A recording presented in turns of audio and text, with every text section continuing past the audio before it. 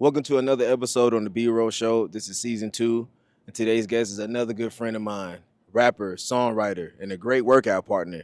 Please give a warm welcome to my homeboy Ace Red. Oh my God! Oh my God! He wrote that song that I like. He's stupid as hell. What's poppin'? What's poppin', B? So real quick, I'm gonna give a background to the people, like how we know each other. So we're gonna go back down the memory lane. Me and Ace is from Riverdale. We went to Riverdale High with each other on the football team. Growing up in Riverdale, did you know where you wanted to be in your life, like for the future? Yeah. I mean, I definitely knew where I wanted to be. Like, you know what I'm saying? I knew where I wanted to go, and I knew like the levels I wanted to reach. But I feel like being in Riverdale is it was so much talent and so much shit around, bro. Cause there's a lot of people that just like fell by the wayside. You know what I'm saying? Yeah. But it was so many people that was talented and got sucked into like the bullshit. Yeah, the gangs. All type of shit, you know what I'm saying? Yeah. But at the same time, I knew I wanted to be. Coming from Riverdale, I knew I wanted to get the hell out of Riverdale. Oh yeah. Nah, for real. You have any personal challenges like during those times? I know like growing up as kids, we really don't ask each other questions like that, like what you going through and shit I like mean, for real, like growing up, bro, we got evicted so much. Like, that. Wow. man, we stayed in so many places, bro. Like, I think like that K through 12 era, you know what I'm saying, like that, we probably stayed in a shitload of places. But I ain't really peep what was going on because I ain't take heed to it until maybe middle schoolish, you know what I'm saying? Shit like that. So everybody had their struggles. Yeah. Everybody had their struggles, but that was probably the shit that I dealt with the most. You know what I'm saying? We were struggling. You know what I mean? And I ain't show it, but Yeah. I think I had just a mentality that I just wanted to get out anyway. You know what I'm saying? I was trying to get a scholarship or do something with music or anything, you know what I'm saying, to get out that motherfucker for real. So looking back, do you see any signs from when you was a kid or in high school that kind of like showed you who you was gonna become in the future? Like what was going on as a kid where you like, I'm gonna be this person when I get the fuck up out of here? Yeah, for sure. I already like I don't know, bro. I always felt something different. I don't know if I feel like everybody feels something different because everybody's unique in their own way. But at the same time, I always was a hustler, like, you know what I'm saying? Whether it was sports or it was just trying to get knick-knack money, you know what I'm saying? Yeah. But a hustler for sure, like, but I played sports, shouted, and I just find myself being like extra exertive. Yeah. You know what I'm saying? Always hustling. Yeah. You was a smart dude, man. Yeah. Correct me if I'm wrong. AP classes? Nah, for sure. Yeah. For sure. Niggas found out you had what a 3.0. We was like, shit. Yeah, and I graduated high school with a 3.7, motherfucker. Woo. Yeah. Damn. For sure. That's amazing, man. And you was in the bullshit. And like, I was along on with the everybody bullshit. else. I always honored and gave props to the students who had their grades up and was doing, kid shit. Yeah. Everybody was out there. The whole school was out there. Because it was our environment, bro. Yeah. You know what I'm saying? That's how we was slick brought up, bro. I was thinking about that shit the other day. Like, bro, so many parties and shit niggas went to, they got shot up. Yeah. Or niggas got to fighting. Yeah. You know what I'm saying? It wasn't regular, always partying and having fun, bro. Yeah. I remember I threw a party and my shit got shot up. What year was that? This was, you know who I think about that nigga Kenny, shouted. Cause Kenny was there, and it happened because Kenny shouted. I remember that shit, bro. But it was like some young niggas, but I feel like, damn, who was it, bro? It was Kenny and some nigga had show up the fire on Kenny ass. Yeah. type shit. You know what I'm saying? And They was Shawty looking was for just, Kenny. nah, I don't know, some shit in the party that was going on type Okay. shit. You know what I'm saying? But they end up shooting up the house, man. I don't even remember who did it for real, for real. Damn, bro. I didn't hear about that one. Yeah, that was in I think that was in middle school, nigga. Oh yeah, we went to different middle schools. Yeah. I was at Kendrick. Okay, You went to cool. Riverdale Middle? Yeah. Okay. Yeah. Yeah. Dang. Yeah, I was talking to Schoon, and I remember my last straw with like I got to get the hell up out the hood was when I don't even know you was there, but we was a lot of us from the school was there. It was a mansion party in Fayetteville, Mm. and I believe this could have been our senior year if I'm not mistaken, and somebody started shooting inside the party, and the whole party ran and whatever. Everybody's in the street. I remember the police running towards us telling everybody to get down because it looked like they were shooting at the police. And when they got everything under control, it was literally like a drive-through funeral where we was leaving the neighborhood and it was a body with a white sheet. Damn. And I'm like, bro, I can't keep doing this shit. Like that was my last party in high school. After that, my focus was to get the hell up out of Riverdale. And at that time, I don't even think I had a scholarship yet to go anywhere because I didn't even apply to go to college. And I end up going to Massachusetts with James and Ralph and shit like that. Mm-hmm. But Nah, that's wild though. That's what we ran into though. yeah, You know what I'm saying? A lot. And it's crazy. Like it's profound the way we ran into that shit, bro. You know what I mean? Because if you think about it, niggas wasn't supposed to make it out of that situation a lot for real. yeah. And that's how it go. During those times, were you like into making music at that point? Yeah, we was. Like we was doing music. Like we was in the closet. We had the booth in the closet. We was probably recording on Magics. You Yeah. know what I'm saying? Yeah, we had a little computer mic, the little long computer mic they had. We started off with that shit for real, for real. You know what I'm saying? We was thugging it. We was working out of the closet, bro. I remember the shit. We had TTG, then we had TNT. You know what I'm saying? With me, Mike, and Jab. We was rapping and shit. You know what I'm saying? TTG. We had Rob, CP3, goddamn Titus. Yeah, And Titus. you know what I'm saying? Yeah, we had that shit back in the day. So niggas was active back then, bro. Niggas always wanted to do music. You know what I mean? What made y'all want to do music? Because during those times, it wasn't how it is now where everybody's inspired to be a rapper.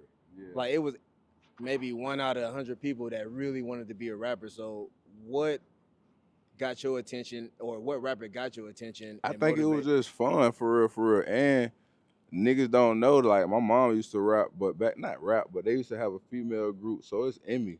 I feel I ain't me. know that. Yeah. That's crazy. What group? They was called the Mercedes Ladies out the Bronx, you know what I'm saying? Check them folks and check Mercedes that shit Ladies? out. Mercedes I'm Ladies. Googling that. They was in the Vibe magazine and some more shit, right before Salt and Pepper and shit. It's What? yeah, for sure, bro.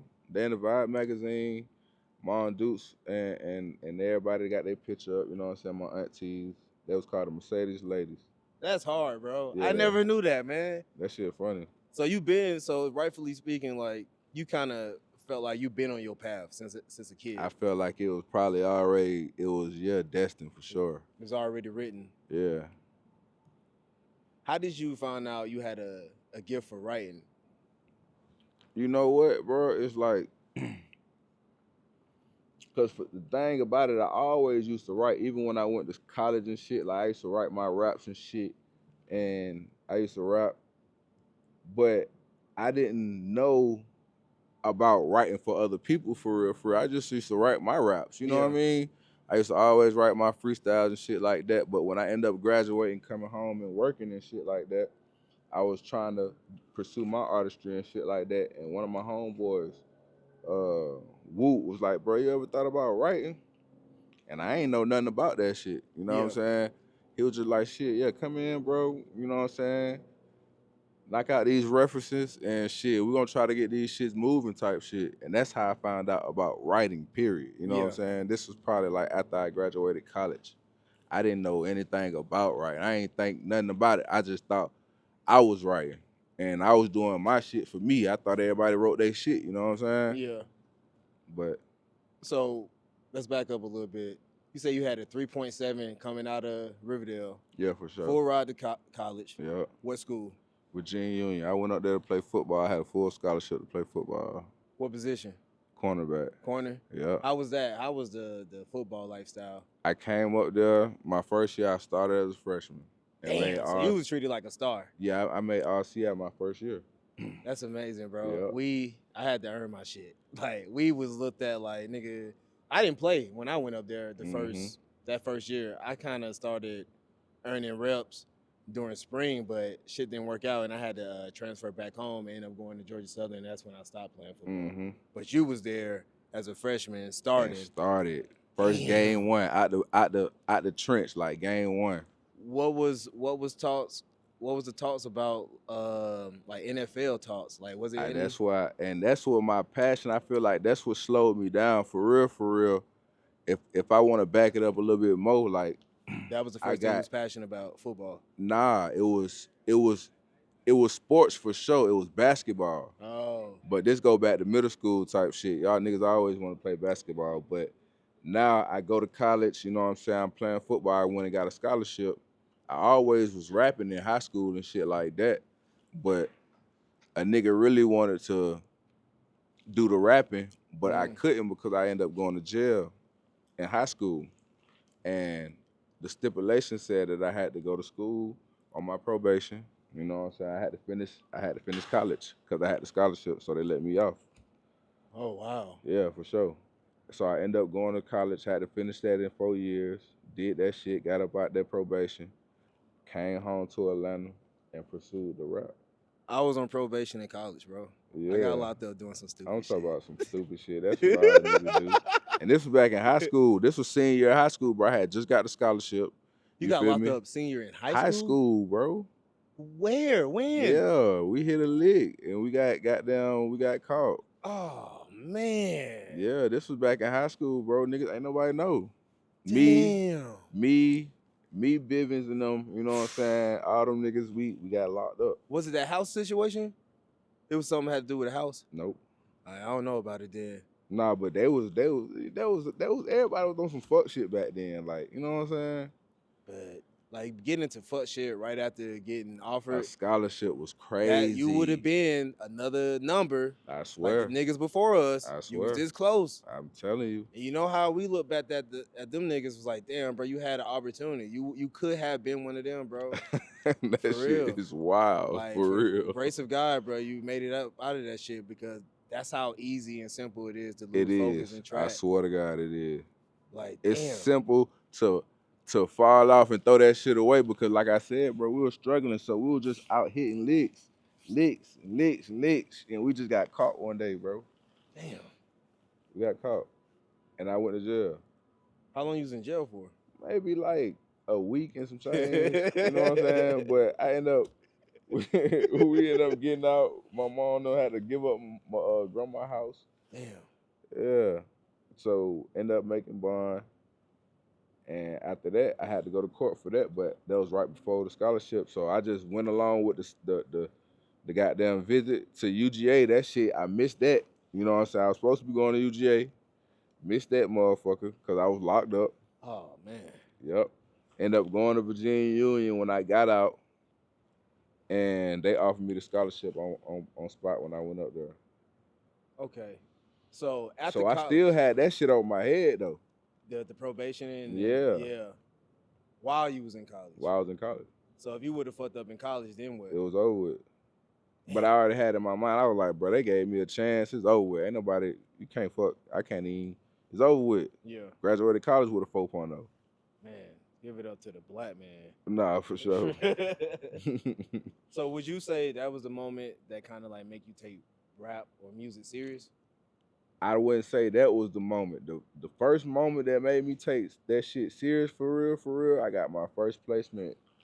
Like, it wasn't my first placement because I had got like a sync deal. A sync deal it's like when you get your shit placed on a TV show or a syndicated advertisement or something like that. You know what I'm saying? Uh-huh. It's called a sync deal. Okay. So I got that first, but after that, I got like a placement with T.I. I got my first placement with T.I. and Lil Baby. It's called Party.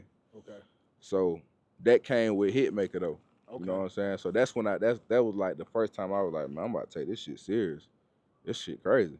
Yeah, like I started seeing you around Hitmaker on IG. We weren't really like communicating like that, and I was like, damn, bro, this nigga really like in the field with this shit, bro. He really taking this shit serious.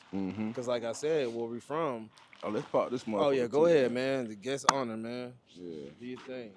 But yeah, you can keep going. So what you say? So like, when you started working with Ti, you Mhm. met Hitmaker at the same time. Like, how do you form that relationship with Hitmaker? So the thing about it, when I met Hit, I was just in the studio. I was in the studio working. And he just so happened to come in the studio we was working at. You know what I'm saying? Yeah. And he walked in that motherfucker. He walked in and he like, bro, I like how we, you know what I'm saying, we meshed, we cooked I'm gonna up. open it for you. Yeah, you cause this talking motherfucker going crazy. So he like, yeah, bro, I like how we working. This shit, this shit easy for real. For I want to pull you into this shit. You know what I mean? So we in the back of the truck and he like, shit, for real, for real. I like how this shit is. I want to fly you out next week to goddamn LA. So I'm like, damn.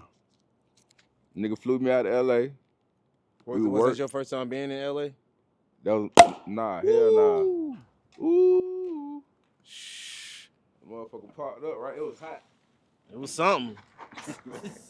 God damn, that shit wasting my goddamn lap. Yeah, man. Already don't stop till Barlow walk in. I know that's right. So yeah, go ahead. So I end up meeting him. He flew me out to LA. I had been out to LA before, but this was in college and I was working the trade lines. Mm-hmm. You know what I'm saying? I had already been out there, but I ain't been out there working on no music type vibes, you know what I'm saying? And bro flew me out. He flew me out that motherfucker. And shit, we locked in for probably like 4 or 5 days. Mm-hmm. Made probably like 50 records. 50 records? Yeah. How many a day? Like a 10-piece. 10-piece. We just going crazy. That's amazing. Yeah, for sure. And the chemistry was there. The chemistry was going crazy. And immediately we started getting placements and shit. Okay. And we got I got my first one was with that tip shit. And that was the part of the sync deal. Nah, that wasn't the sync because it's a placement with an artist. You know what I'm saying? It's different. If you're going to get a sync, you might get it on a TV show or a Super Bowl commercial. What was your song going?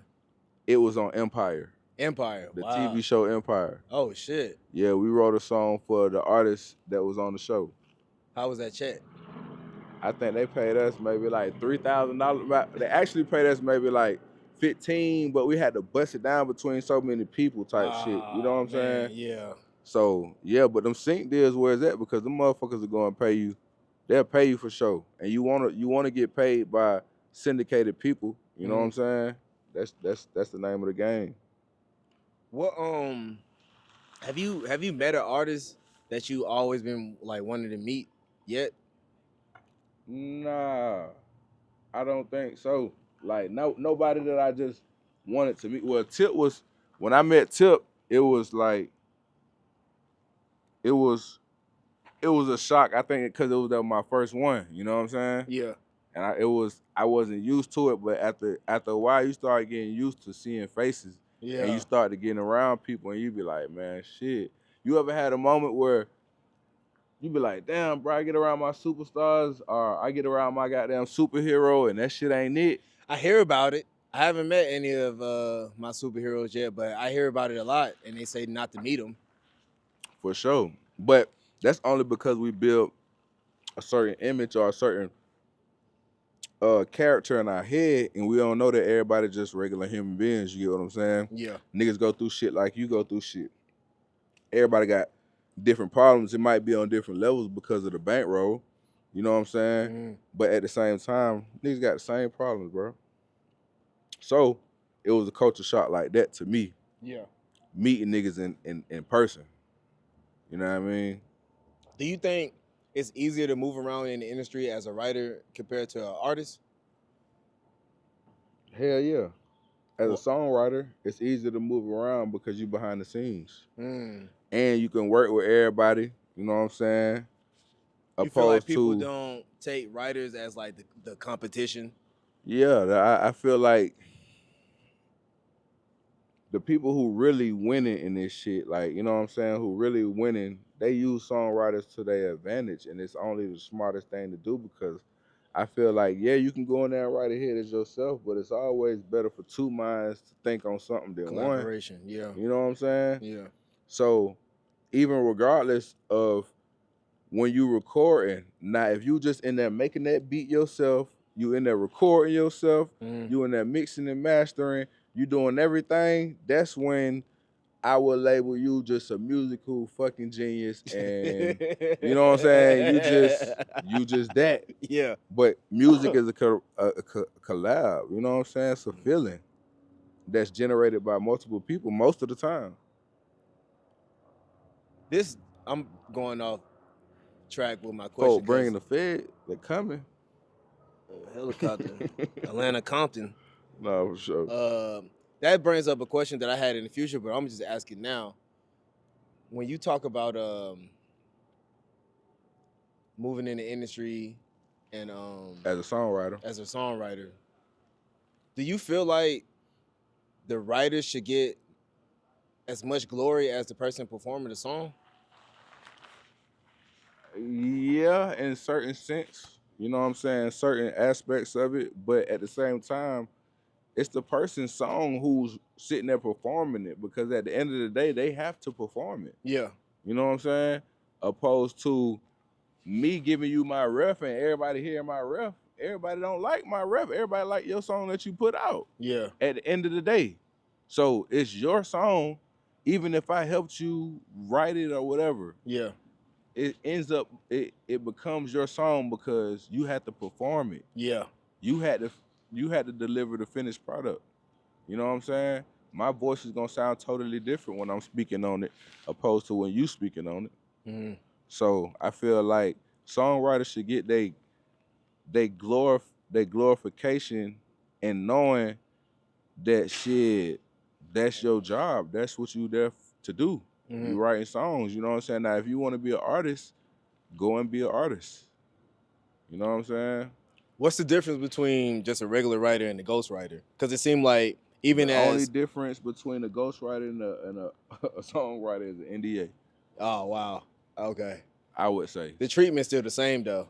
Yeah, I mean, I don't think it's nothing different. It's the NDA in the bag, because most of the time, if they doing NDAs and they doing shit like that, they want to pay you up front, and now you don't get no credit. You might not be in the loop of the publishing. For real, for real. That's probably the only difference. Have you ever written a hit and not get credit for it? Never. Never. Never was to. Okay. I sue their ass and I take that shit out so fast. Nah, Oh, they ain't even playing around like that. Now, I think it used to happen back in the day because we probably didn't have so much traction on the internet, and you can't, you know what I'm saying? Everybody have instances where they be like, bro, I wrote that shit now. Yeah. You know what I'm saying? And you knowing that they ain't write it. But at the end of the day, bro, if your shit is right, your shit is right, your paperwork right, your team right, your lawyer right, you should be smooth. How do you feel about, you know how, so for example, right? We both agree that collaboration is great, right? And with the whole ghostwriting situation, you think it's a bad look or a good look for like a hip? For example, if you found out that J. Cole had a ghostwriter, like how would you feel about that when he's already been named, or like a lyrical rapper or whatever like that? And I think it's all perspective. Yeah. I think it's all perspective. You know what I'm saying? Because at the end of the day, we got these artists who are selling multi-million-dollar, like they're multi-million-dollar entities. I wouldn't even just say artists. It's like these people are just brands themselves. So at the end of the day, as a human being, we can only do so much. We got to have a team of people who's working. Yeah. You know what I'm saying? And I feel like if I were to find out that somebody got a songwriter that I used to look at as a lyricist and all that, now that I know the industry Mm-hmm. and I know the back and the ups and downs, Mm-hmm. everybody probably got a songwriter because it's not a time where you just did everything by yourself. Is what I'm saying. That's true. You Yeah. might just be in a room and folks giving you a vibe and folks giving you energy is helping towards that music. Yeah. Unless you just in there recording by yourself. That's real. Like you can have a team of homies be like, man, it sounds better when you say this like Exactly. this So and do do they this. get percentage on the record because they helping with the songwriter? You know what I'm saying? Yeah. Nah, they don't. You know what I'm saying? But that's just the way of the game. Like I say, now if somebody's in there just recording and they spitting my words word for word and they labeled as a lyricist, then I feel like that's not the case. Yeah. Because you're not a lyricist for real. You got help. Yeah. You're a performer. Yeah. I want to ask you something about with your rap career. Do you rather be an artist over a writer or vice versa? I don't say I'd rather be an artist. I don't even look at myself as like, I look at myself as like just a big shit that walk in the room and know what sounds good, bro. Mm-hmm. You know what I'm saying? Mm-hmm. So at the end of the day, if I'm going in there and I'm writing this shit, or if I'm going in this motherfucker and I'm vocal producing, or if I did get in there and I made this beat, because I just started making beats, you know what I'm saying? I'm actually making beats, but I feel like just knowing that good music, Shouter, knowing that good music, that's me having my ear on that shit like that, cause I can go in there and out rap the plenty niggas Yeah. if I wanted to. Yeah. But I feel like being an artist, it takes so much to be in front of that camera, to be in the mix. It's draining. Yeah. If you You can know what I'm if you can get saying? your money behind If the I could get scenes. my money and really, Yeah. and stay out the way, then shit, why not? Yeah. For real. Now, but I do have my instances where I want to get my rocks off, and I'll be like, shit, nigga, I'm about to drop. Yeah. You know what I'm saying? Yeah. At the end of the day, that's just how it go, though. How do you feel about Atlanta rap, man? You think it's time to move on from trap music? I can't just say move away from trap music because I feel like trap is just something that's instilled inside Atlanta. That's you know what I'm saying. That's something that's instilled inside Atlanta. So it won't never just go away because a trap sound for real is the fucking beats. Yeah, the 808. Yeah, the 808. You know what I'm saying. So you can manipulate that sound in other entities or other variations of the music. Yeah. You know what I'm saying? So I don't feel like trap is just gonna ever just wash out because it's so prevalent. Yeah. You know what I mean? But at the end of the day, I feel like Atlanta is gonna evolve itself over time. You know what I'm saying? I feel like it has done that period with everything that goes on with history. You have your shit that was popping, you have your Ludacris's, but Yeah. before then you had your Andres. Yeah. You get what I'm saying? So I feel like it's just gonna keep evolving. Is Atlanta the face of hip hop right now? Like, be honest. The face of hip hop, Or rap, or the culture.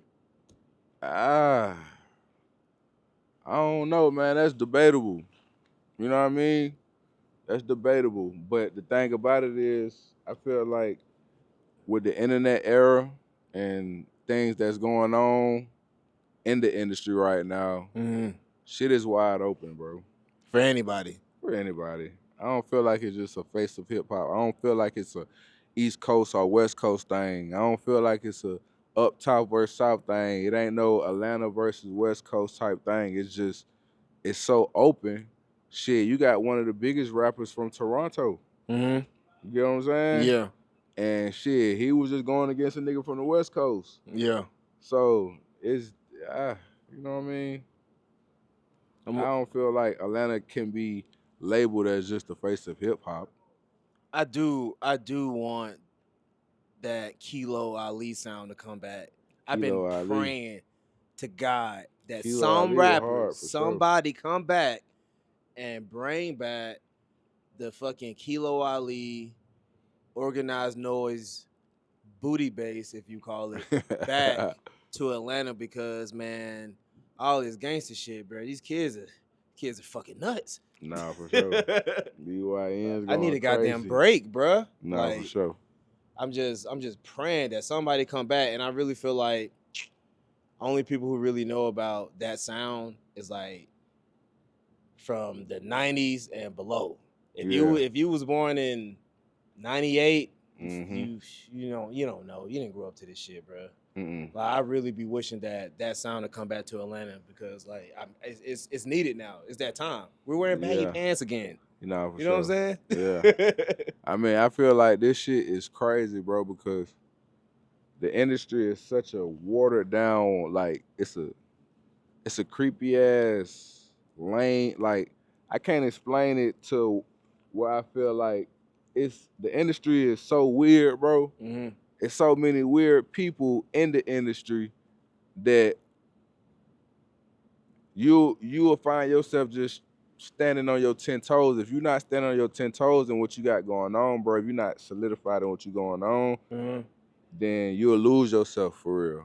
You know what I'm saying? In what way? Like you seen some wild shit happen to somebody? Nah, I wouldn't just say wild shit. I just feel like it's not cut by a certain code. Like it's cutthroat from percentages to songwriting percentages to production percentages to everybody putting on the facade of what ain't really going on. Yeah. So sometimes that's how shit gets centered. You know what I'm saying? Mm-hmm. But that's why I say the people who stick to their P's and Q's and move a certain way how they supposed to move, they successful, bro. Yeah. I feel like you keep your head down and you work and you don't get intertwined into it, you know what I'm saying? Because you can get lost in the sauce. You get lost in the sauce. You can get lost in the sauce. Like, kids, don't get lost in the sauce. Nah. Please don't get lost in the sauce. So that's the biggest thing. Like I feel like if a person coming in standing on what they got going on and they don't get lost in the sauce, then you can rock it to the sky. I feel like that's what people gravitate to.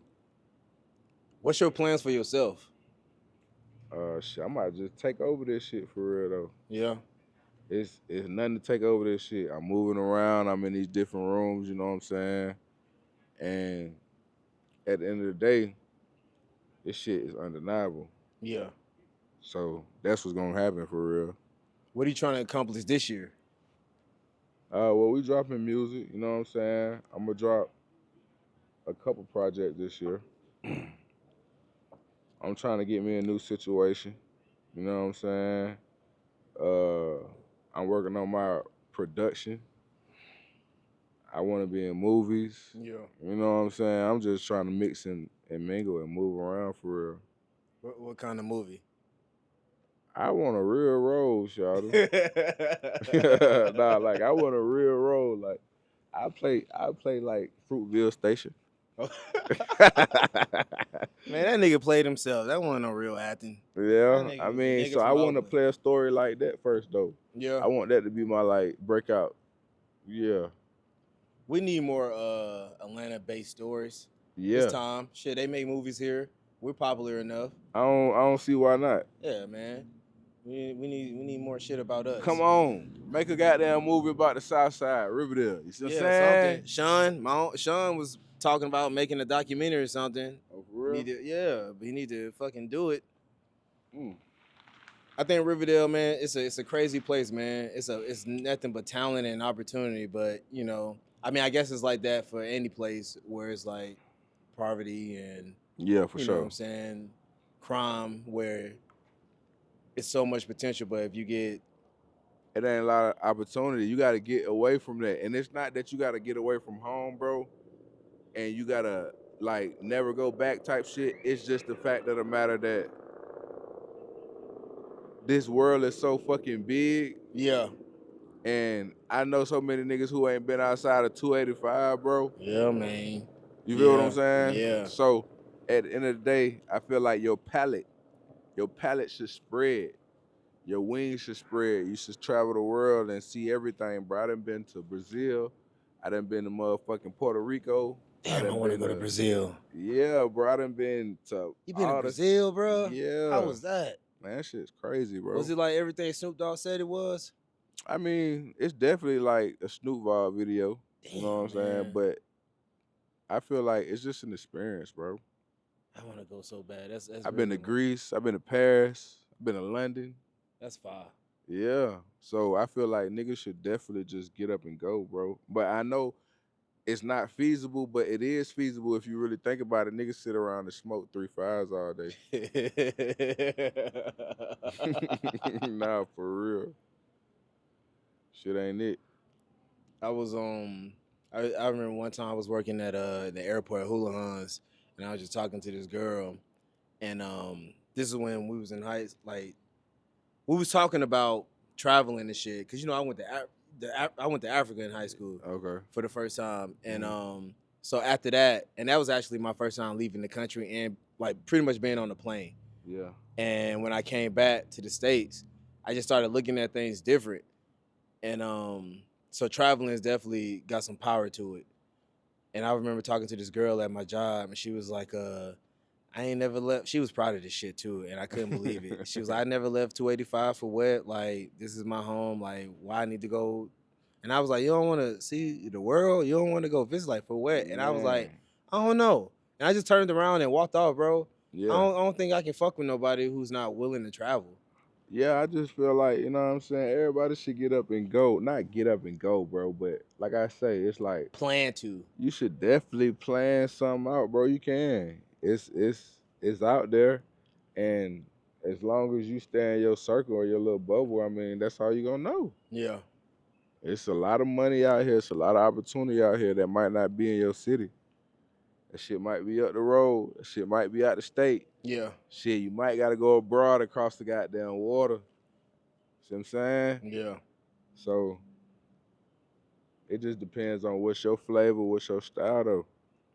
But I feel like everybody should travel, shout Yeah. for I sure. was talking to T about this. Uh-huh. Lil T, Uh-huh. he always traveling, bro. I don't know if he got some shit going on with Delta or what, but he's always out the country. And I told him, bro, like, man, you need to start a blog for hood niggas and motivate them to leave the hood and travel more. Because if a nigga from the hood go somewhere, travel, leave the country, leave the state, even the state, at least on another coast, Mm-hmm. he'll start thinking different. He'll start Yeah. seeing different things. Mm-hmm. I was on Facebook this week. Nigga posted some shit out of the country, and I said, blog, blog this, bro. Like, cause I'm not, you know what I'm saying? I'm not connected to hood niggas like that no more, bro. Mm-hmm. I've been out of Riverdale at 18 when niggas went to college, and I haven't been back since. Mm-hmm. So my language barrier is kind of different, but he's still Mm-hmm. connected. I'm like, bro, you need to blog this shit and start something and motivate niggas in the hood to start traveling more. Yeah. You know what I'm saying? Because this shit, it changed my life. My first time going on a plane and leaving the country, Mm-hmm. just so happened it was Africa.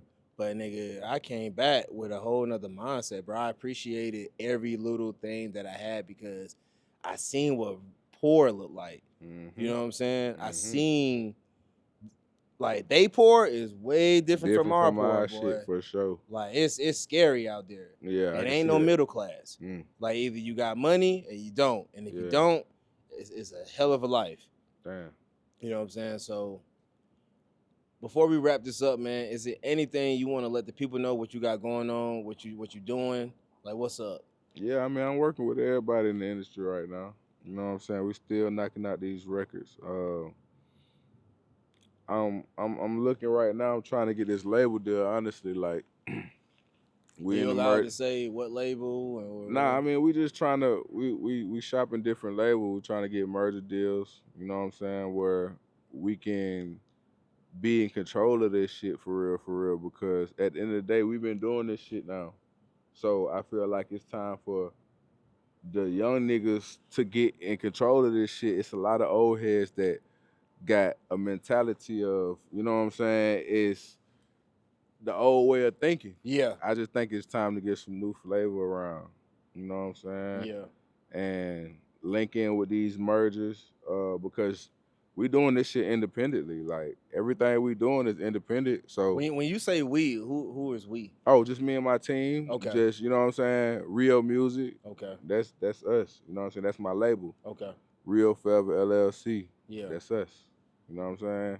So, and I feel like it's just time for real music to come back.